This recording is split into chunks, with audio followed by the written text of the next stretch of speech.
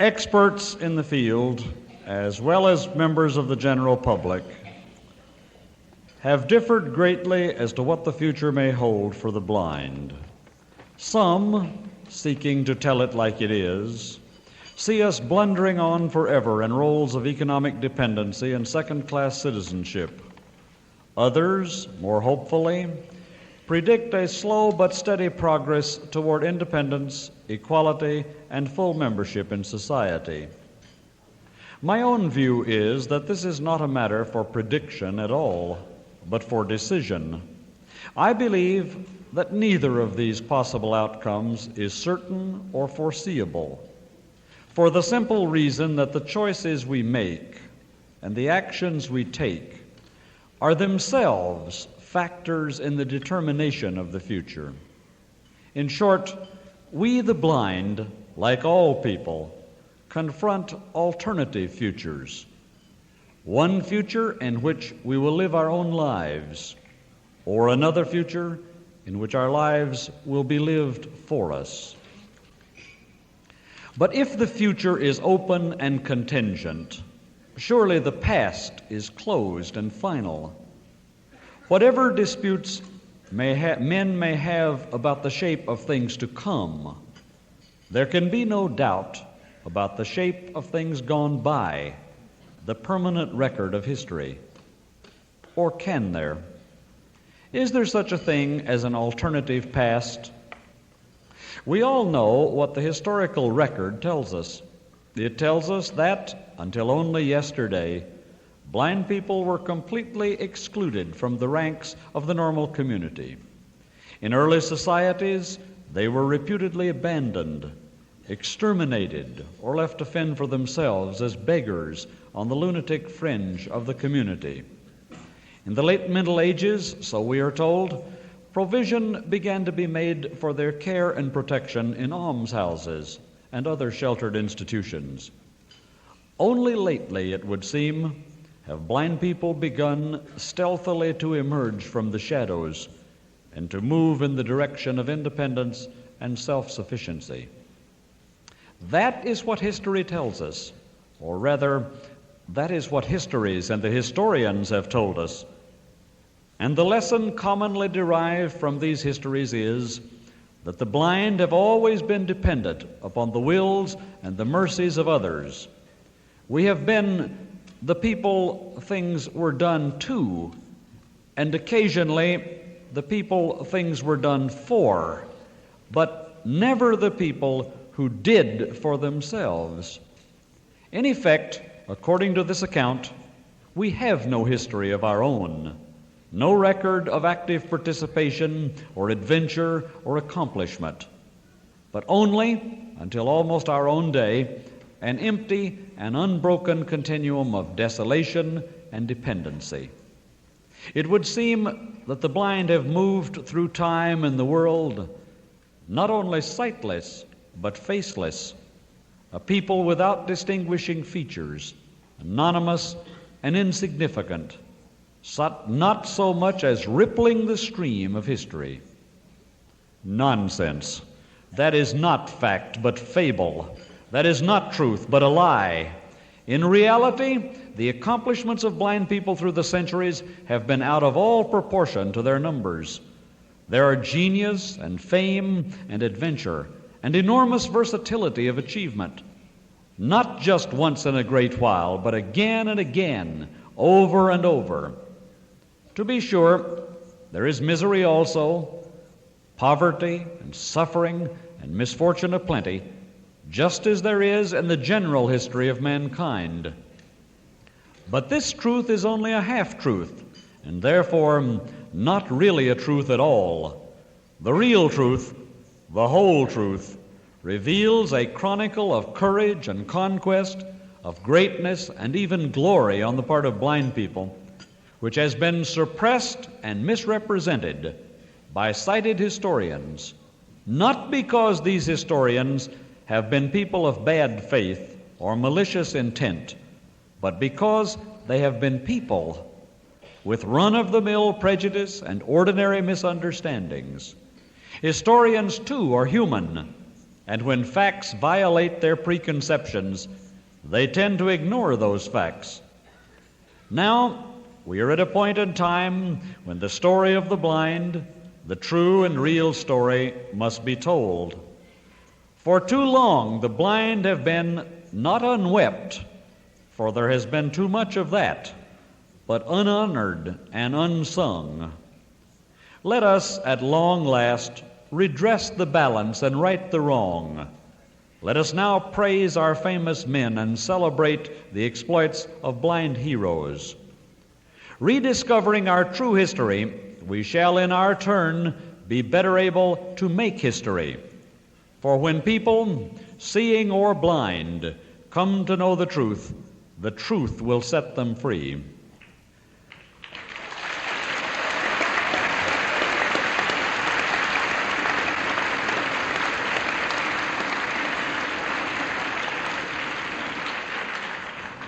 Let us begin with Ziska, patriotic leader of Bohemia in the early 15th century, one of history's military geniuses who defended his homeland in a brilliant campaign against invading armies of overwhelming numerical superiority.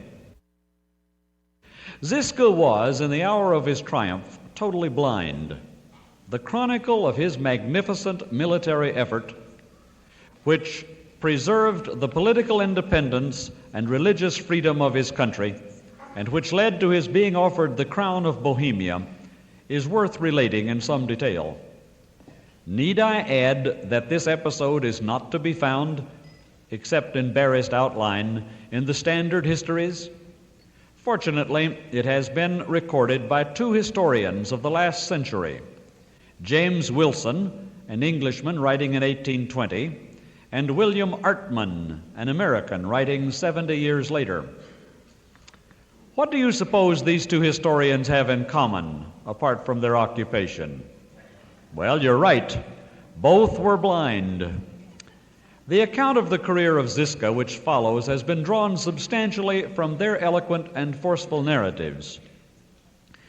The Council of Constance, which was convened by the Pope in the year 1414 for the purpose of rooting out heresy in the Church, and which commanded John Huss and Jerome of Prague to be burned at the stake, sent terror and consternation throughout Bohemia. In self-defense, the Bohemian people took up arms against the Pope and Emperor. They chose as their commanding general the professional soldier John de Trusnau, better known as Ziska, meaning one-eyed, for he had lost the sight of an eye in the course of earlier battles. At the head of a force of 40,000 citizen soldiers, a force not unlike the ragged army that would follow General Washington in another patriotic struggle 3 centuries later, Ziska marched into combat, only to be suddenly blinded in his remaining eye by an arrow from the enemy. Here is where our story properly begins. For Ziska, upon his recovery from the injury, flatly refused to play the role of the helpless blind man. His friends were surprised to hear him talk of setting out for the army, and did what was in their power to dissuade him from it. But he continued resolute. "I have yet," said he, "to shed my blood for the liberties of Bohemia. She is enslaved. Her sons are deprived of their natural rights and are the victims of a system of spiritual tyranny as degrading to the character of man as it is destructive of every moral principle. Therefore, Bohemia must and shall be free." And so the blind general resumed his command, to the great joy of his troops. When the news came to the Emperor Sigismund, he called a convention of all the states in his empire and entreated them, for the sake of their sovereign, for the honor of their empire, and for the cause of their religion, to put themselves in arms. The news came to Ziska that 2 large armies were in readiness to march against him. The former was to invade Bohemia on the west, the latter on the east. They were to meet in the center and, as they expressed it, crush this rebel between them. By all the rules of warfare, by all conventional standards of armament and power. That should have been the end of Ziska and his rabble army. After some delay, the emperor entered Bohemia at the head of his army, the flower of which was 15,000 Hungarians, deemed at that time the best cavalry in Europe. The infantry, which consisted of 25,000 men, were equally fine and well commanded. This force spread terror throughout all the east of Bohemia. The stage was set for the fateful climax, the final confrontation and certain obliteration of the upstart rebel forces. On the 11th of January, 1422, the two armies met on a large plain. Ziska appeared in the center of his front line, accompanied by a horseman on each side, armed with a poleaxe. His troops, having sung a hymn, drew their swords and waited for the signal. Ziska stood not long in view of the enemy, and when his officers had informed him that the ranks were well closed, waved his saber over his head, which was the signal of battle. And never was there an onset more mighty and irresistible. As dash 1,000 waves against the rock-bound shore, so Ziska rolled his steel-fronted legions upon the foe.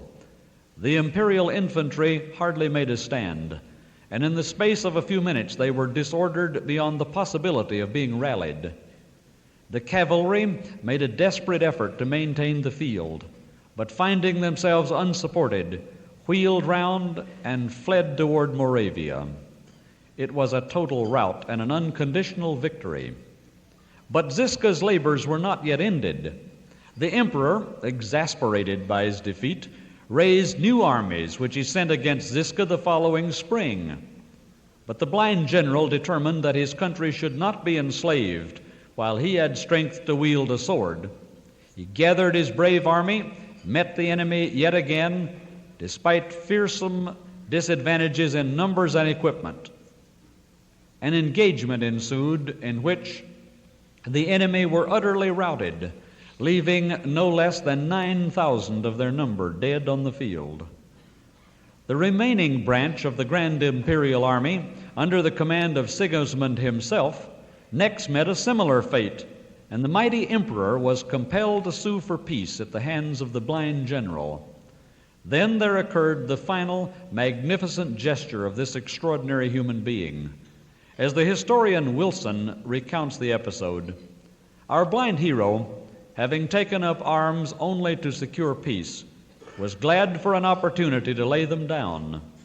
When his grateful countrymen requested him to accept the crown of Bohemia as a reward for his eminent services, he respectfully declined.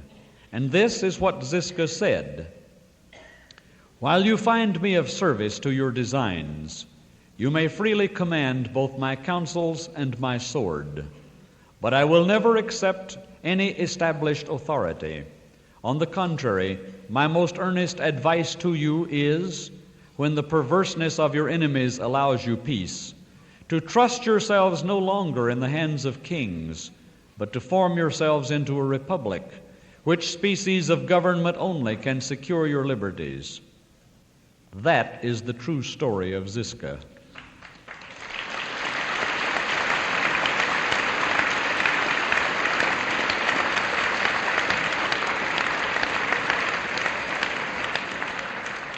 And they tell us we have no history. Of Ziska, military genius, patriot, freedom fighter, statesman, and blind man. Extraordinary as his heroism was, it exceeds only in degree the story of yet another blind Bohemian, King John, the blind monarch who fell in the historic Battle of Crécy, which engaged the energies and cost the lives of many of Europe's nobility. This king had been blind for many years. When he heard the clang of arms, he turned to his lords and said, "I only now desire this last piece of service from you, that you would bring me forward so near to these Englishmen that I may deal among them one good stroke with my sword." In order not to be separated, the king and his attendants tied the reins of their horses one to another and went into battle. There this valiant old hero had his desire, and came boldly up to the Prince of Wales, and gave more than one good stroke with his sword. He fought courageously, as did all his lords and others about him, but they engaged themselves so far that all were slain, and next day found dead, their horses' bridles still tied together. In the country of the blind, it has foolishly been said, the one-eyed man will inevitably be king. This, of course, is nonsense. In fact, the very opposite has often been true. History reveals that in the realm of the sighted, it is not at all remarkable for a blind man to be king. Thus, in 1851, George Frederick, Duke of Cumberland, first cousin to Queen Victoria, ascended the throne of Hanover under the royal title of George V. That this blind king of Hanover was no incompetent, but distinctly superior to the ordinary run of monarchs, is shown by the words of a contemporary historian who said, "Though laboring under the deprivation of sight, this prince is as efficient in his public as he is beloved in his private character, a patron of the arts and sciences and a promoter of agricultural interests. He has acquired a perfect knowledge of 6 different languages."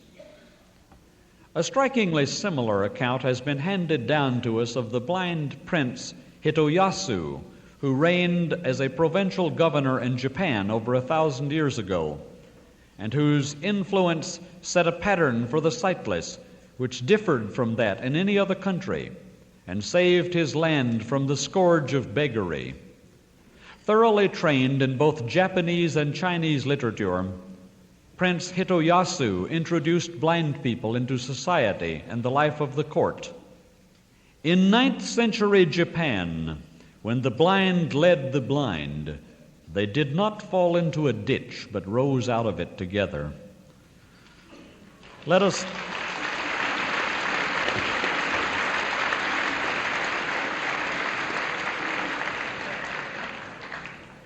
us turn now from the records of royalty to the annals of adventure. Perhaps the most persistent and destructive myth concerning the blind is the assumption of our relative inactivity and immobility. The image of the blind person glued to his rocking chair, and at best sadly dependent on others to guide or transport him on his routine daily rounds. Mobility, we are led to believe, is a modern term, which has just begun to have meaning for the blind. To be sure, many blind persons have been cowed by the myth of their helplessness into remaining in their sheltered corners. But there have always been others, like James Holman, Esquire, a solitary traveler of a century and a half ago, who gained the great distinction of being labeled by the Russians as the blind spy.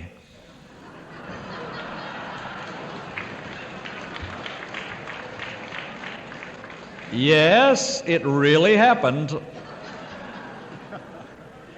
This intrepid Englishman, traveling alone across the steppes of Greater Russia all the way to Siberia, was so close an observer of all about him that he was arrested as a spy by the Tsar's police and conducted to the borders of Austria, where he was ceremoniously expelled. Here is how it happened. Holman lost his sight at the age of 25, after a brief career as a lieutenant in the Royal Navy. But his urge to travel, instead of declining, grew stronger.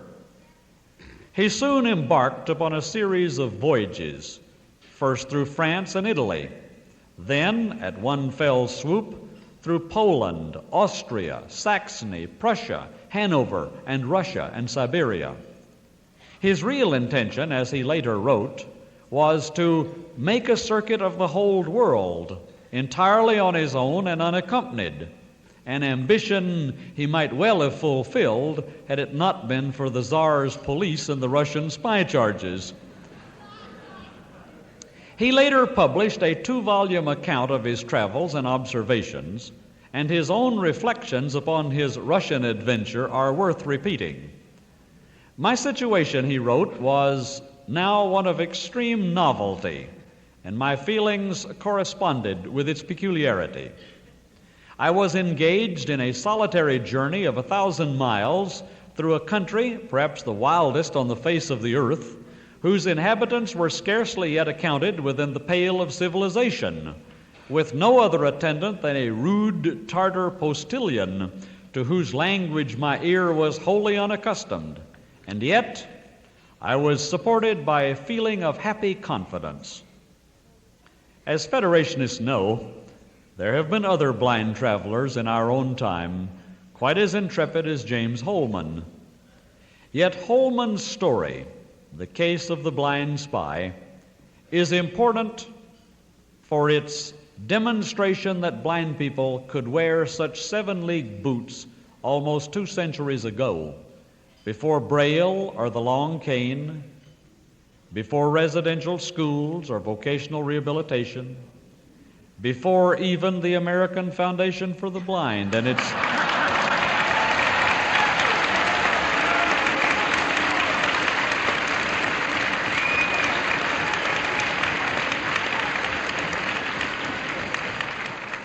and its 239-page book on personal management for the blind.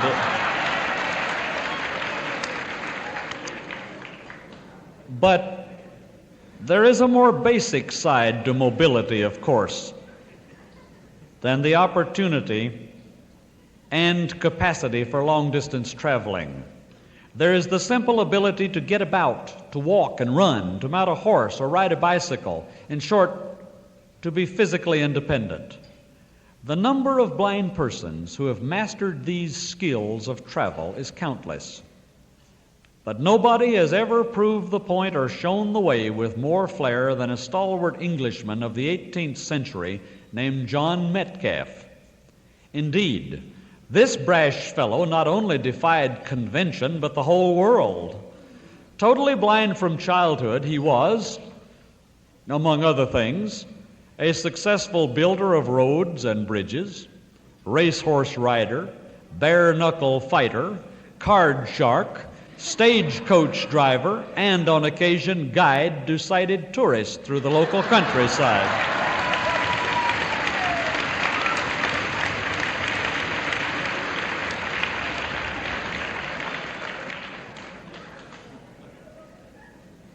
I repeat, they tell us we have no history. Here is an account of some of his many enterprises. In 1751, he commenced a new employment. He set up a stage wagon betwixt York and Knaresborough, being the first on the road, and drove it himself twice a week in summer and once in winter. This business, with the occasional conveyance of army baggage, employed his attention till the period of his first contracting for the making of roads, which engagement, suiting him better, he relinquished every other pursuit. The first piece of road he made was about 3 miles, and the materials for the whole were to be produced from one gravel pit. He therefore provided deal boards and erected a temporary house at the pit, took 12 horses to the place, fixed racks and mangers, and hired a house for his men at Minskip. He often walked to Knaresborough in the morning with 4 or 5 stones of meal on his shoulders and joined his men by 6 o'clock. He completed the road much sooner than was expected, to the entire satisfaction of the surveyor and the trustees. The story of Blind Jack Metcalfe, for all its individuality, is far from unique. Rather, it underscores what even we as Federationists sometimes forget, and what most of the sighted have never learned at all, namely, that the blind can compete on terms of absolute equality with others, that we are really, literally, the equals of the sighted. We have been kept down and kept out by the myths and false beliefs about our inferiority, by the self-fulfilling prophecies of the custodial system, which has conditioned the sighted and the blind alike to believe we are helpless. but not by any innate lacks or losses inherent in our blindness.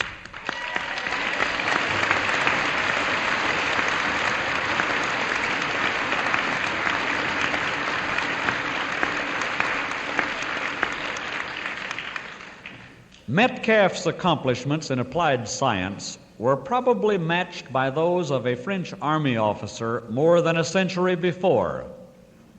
Blaise François Comte de Pagan was blinded in the course of his military service, shortly before he was to be promoted to the rank of field marshal.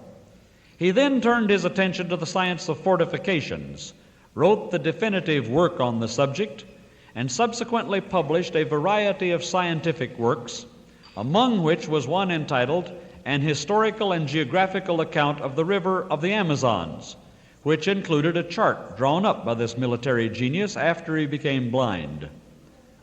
Like the sighted, the blind have had their share of solid citizens, namby-pambies, strong-minded individualists, squares, oddballs, eggheads, and eccentrics. The 16th century German scholar James Schegkens, for instance, refused to undergo an operation which was virtually guaranteed to restore his sight, in order, as he said, not to be obliged to see many things that might appear odious and ridiculous.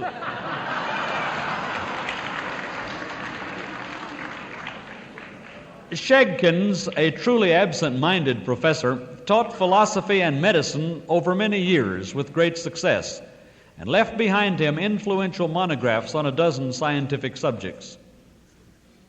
The success story of Dr. Nicholas Bacon, a blind lawyer of 18th century France, somewhat resembles that of our own beloved founder, Dr. Jacobus Tenbrook. Both were blinded in childhood by bow and arrow accidents, and both went on to high academic achievement in law and related studies. The strenuous exertions which Bacon was forced to go through at each stage of his climb are indicated by the following account. When he recovered his health, which had suffered from the accident, he continued the same plan of education which he had before commenced. But his friends treated his intention with ridicule, and even the professors themselves were not far from the same sentiment, for they admitted him into their schools rather under an impression that he might amuse them than that they should be able to communicate much information to him. However, he obtained the first place among his fellow students. They then said that such rapid advancement might be made in the preliminary branches of education, but not in studies of a more profound nature. And when it became necessary to study the art of poetry, it was declared by the general voice that all was over. But here he likewise disproved their prejudices. He applied himself to law and took his degree in that science at Brussels. Years earlier, in the 4th century after Christ, another blind man made an even steeper ascent to learning. He was Didymus of Alexandria, who became one of the celebrated scholars of the early church. He carved out of wood an alphabet of letters and laboriously taught himself to form them into words and shape the words into sentences. Later, when he could afford to hire readers, he is said to have worn them out one after another by insatiable quest for knowledge. He became the greatest teacher of his age. He mastered philosophy and theology, and then went on to geometry and astrology. He was regarded by his students, some of whom, like St. Jerome, became church fathers, with a touch of awe because of his vast learning and intellect. Didymus was not the only blind theologian to gain eminence within the church. In the middle of the 17th century, at almost the same moment Milton was composing Paradise Lost, a blind priest named Prospero Fagnani was writing a commentary on church law, which was to bring him fame as one of the outstanding theorists of the Roman faith. At the precocious age of 21, Fagnani had already earned the degree of Doctor of Civil and Canon Law, and in the very next year, He was appointed secretary of the Congregation of the Council. His celebrated commentary, published in 6 quarto volumes, won high praise from Pope Benedict XIV and caused its author to become identified throughout Europe by a Latin title which in translation signifies the blind yet far-seeing doctor. These few biographical sketches, plucked from the annals of the blind, are no more than samples. They are not even the most illustrious instances I could have given. I have said nothing at all about the best known of history's blind celebrities, Homer, Milton, and Helen Keller. There's good reason for that omission. Not only are those resounding names well enough known already, but they have come to represent, each in its own sentimentalized storybook form, not the abilities and possibilities of people who are blind, but the exact opposite. Supposedly, these giants are the exceptions that prove the rule. The rule, that is, that the blind are incompetent. Each celebrated case is explained away to keep the stereotype intact. Thus, Homer, we are repeatedly told, probably never existed at all, being not a man but a committee. As for Milton, he is dismissed as a sighted poet who happened to become blind in later life. And Helen Keller, they say, was the peculiarly gifted and just plain lucky beneficiary of a lot of money and a miracle worker, her tutor and companion, Anne Sullivan. Don't you believe it?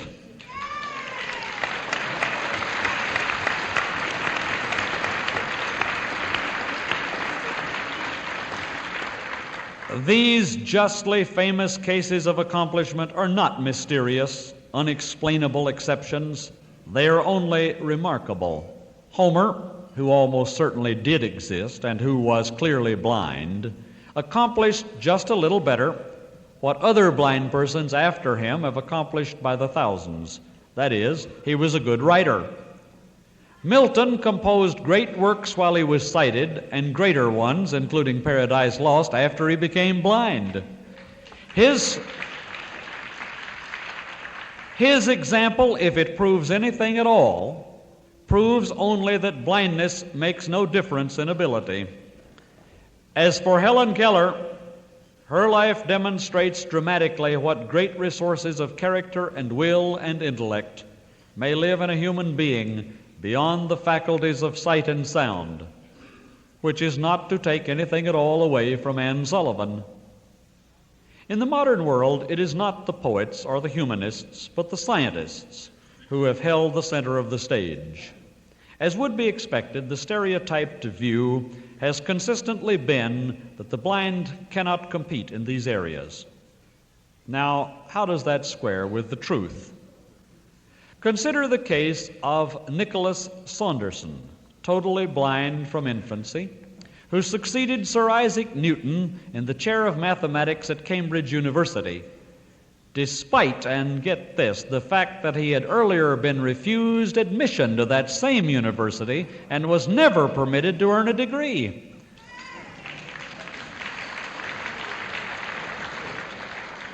It was the great Newton himself who pressed Saunderson's appointment upon the reluctant Cambridge dons, and it was no less a personage than Queen Anne of England who made it possible by conferring the necessary degree upon him. Later, he received a Doctor of Laws degree from King George II, a symbol of the renown he had gained as a mathematician. Among Saunderson's best subjects, by the way, was the science of optics, at which he was so successful that the eminent Lord Chesterfield was led to remark on the miracle of a man who had not the use of his own sight, teaching others how to use theirs.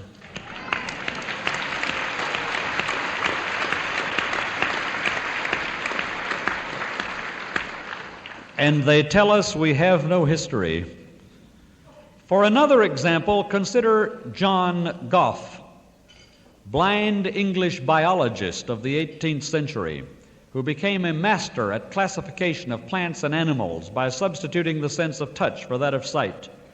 Or consider Leonard Euler, a great mathematician of the same century, who, after becoming blind, won 2 research prizes from the Parisian Academy of Sciences, wrote a major work translated into every European language, and devised an astronomical theory which has been deemed by astronomers in exactness of computation one of the most remarkable achievements of the human intellect. Or, for a final illustration, consider François Huber, blind Swiss zoologist, who gained recognition as the preeminent authority of the 18th century on the behavior of bees. The famous writer Maurice Maeterlinck said of Huber that he was the master and classic of contemporary apiarian science. Even after all of this evidence, there will be many, some of them regrettably our own blind Uncle Toms, who will try to deny and explain it all away, who will attempt to keep intact their outworn notions about the helplessness of the blind as a class. So let me nail down a couple of points. In the first place, is all of this talk about history and the success of blind individuals really valid? Isn't it true that most blind people throughout the ages have lived humdrum lives, achieving neither fame nor glory and soon forgotten?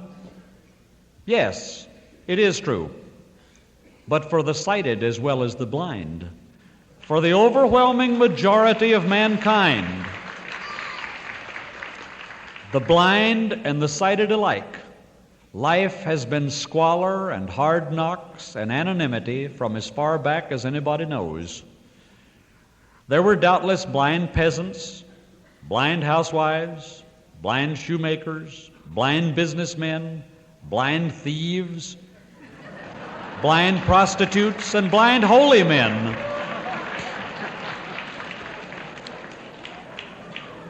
Who performed as competently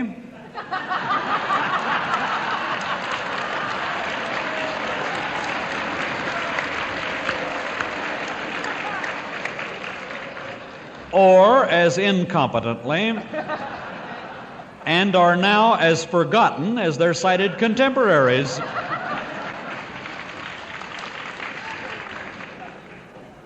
Even so, the doubter may say, I'm still not convinced. Don't you think the track record for the blind is worse than the track record for the sighted? Don't you think a larger percentage of the blind have failed? Again, the answer is yes. Just as with other minorities, that's what it's all about. Year after year,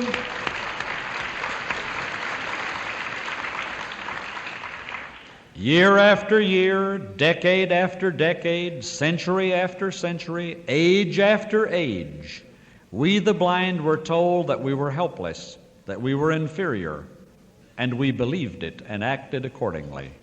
But no more.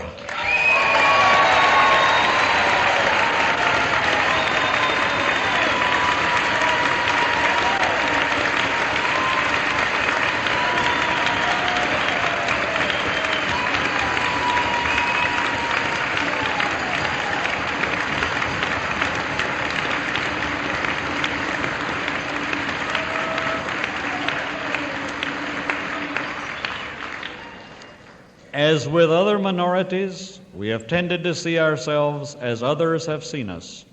We have accepted the public view of our limitations and thus have done much to make those limitations a reality.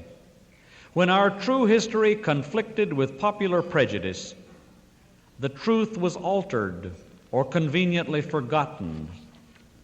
We have been ashamed of our blindness, let us admit it, and ignorant of our heritage. But never again.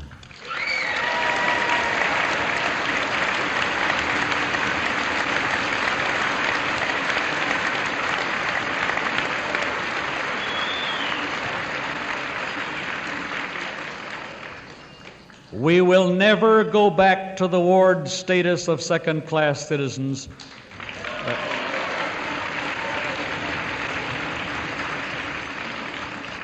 There is simply no way. There are blind people aplenty and sighted allies too, many of them in this room tonight, who will take to the streets and fight with their bare hands if they must before they will let it happen.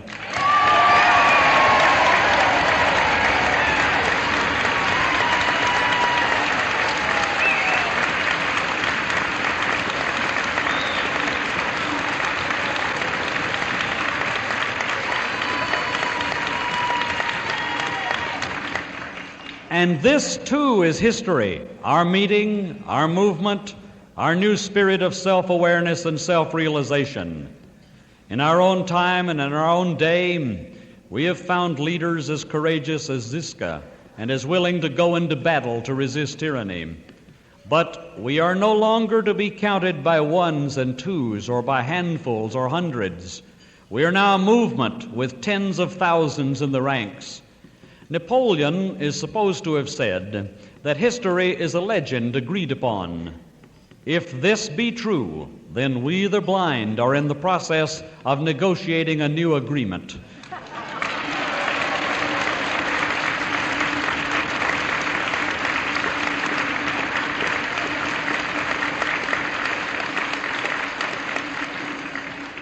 With a legend conforming more nearly to the truth and the spirit of the dignity of man. And what do you think future historians will say of us, of you and me? What legends will they agree upon concerning the blind of the mid-20th century? How will they deal with our movement, with the National Federation of the Blind? Will they record that we fell back into the faithless anonymity of the ages, or that we met the challenges and survived as a free people?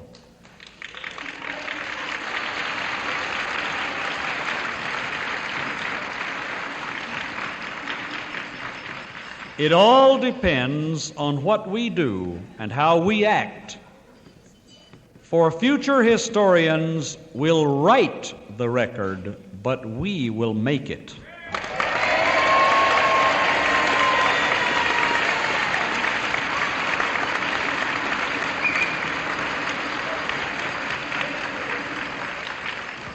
Our lives will provide the raw materials from which their legends will emerge to be agreed upon. And while no man can predict the future, I feel absolute confidence as to what the historians will say.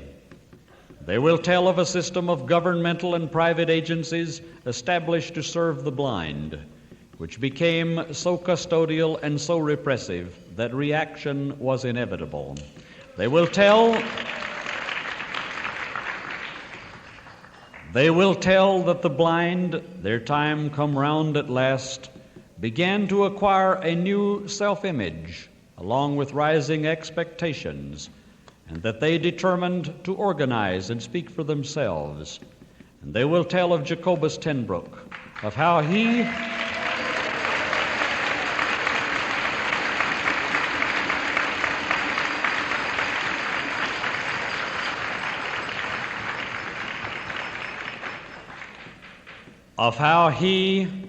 as a young college professor, blind and brilliant, stood forth to lead the movement like Ziska of old. They will tell how the agencies first tried to ignore us, then resented us, then feared us, and finally came to hate us with the emotion and false logic and cruel desperation which dying systems always feel toward the new about to replace them.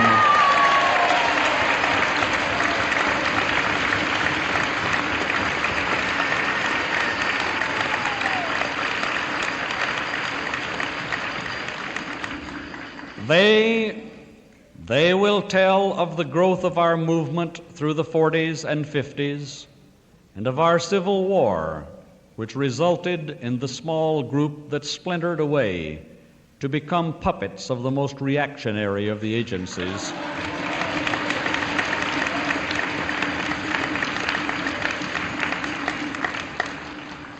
A company union. our counterfeit dwarf image, the American Council of the Blind.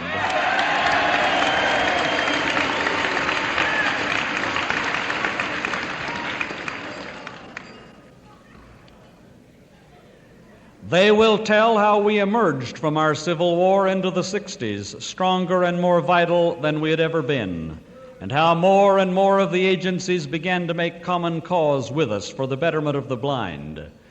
They will tell of our court cases, our legislative efforts, and our organizational struggles. And they will record the sorrow and mourning of the blind at the death of their great leader, Jacobus ten Broek. They will also record the events of today, of the 1970s, when the reactionaries among the agencies became even more so, and the blind of the second generation of the NFB stood forth to meet them.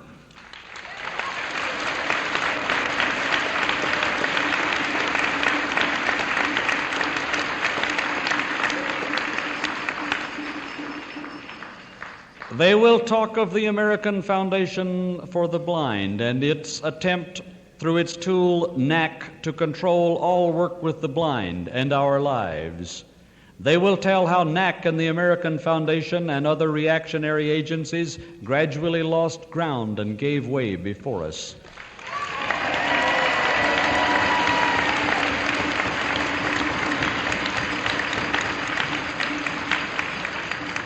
They will tell of new and better agencies rising to work in partnership with the blind, and of harmony and progress as the century draws to an end.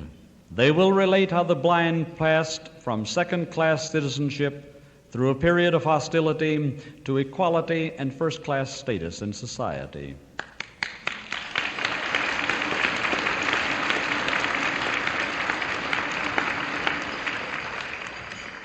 But future historians will only record these events if we make them come true. They can help us be remembered, but they cannot help us dream. That we must do for ourselves.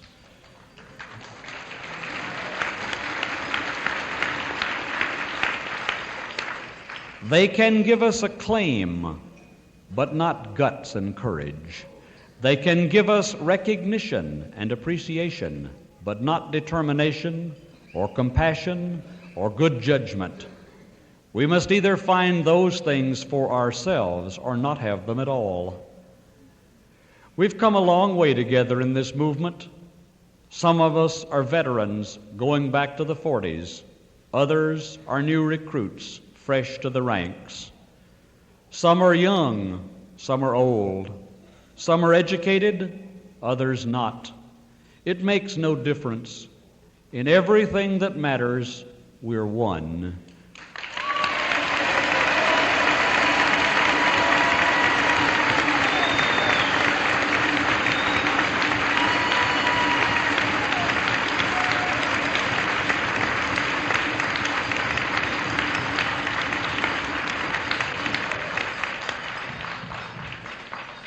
We are the movement.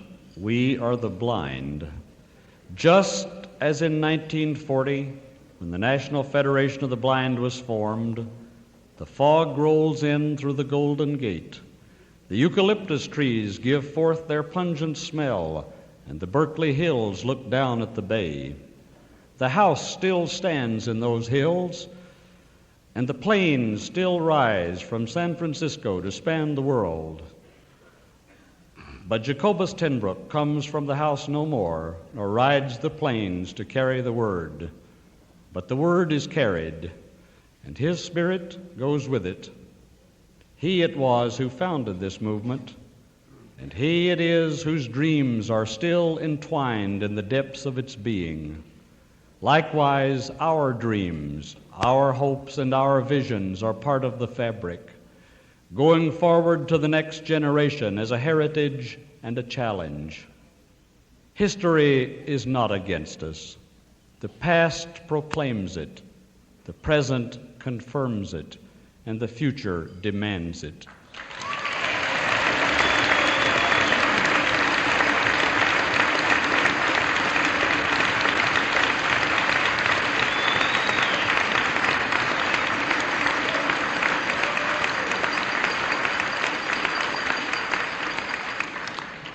If we falter or dishonor our heritage, we will betray not only ourselves, but those who went before us and those who come after. But of course, we will not fail. Whatever the cost, we will pay it.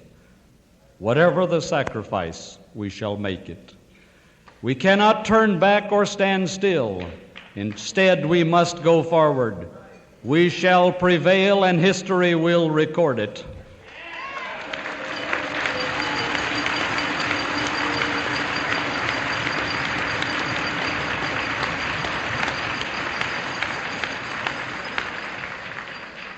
The future is ours. Come, join me on the barricades, and we will make it come true.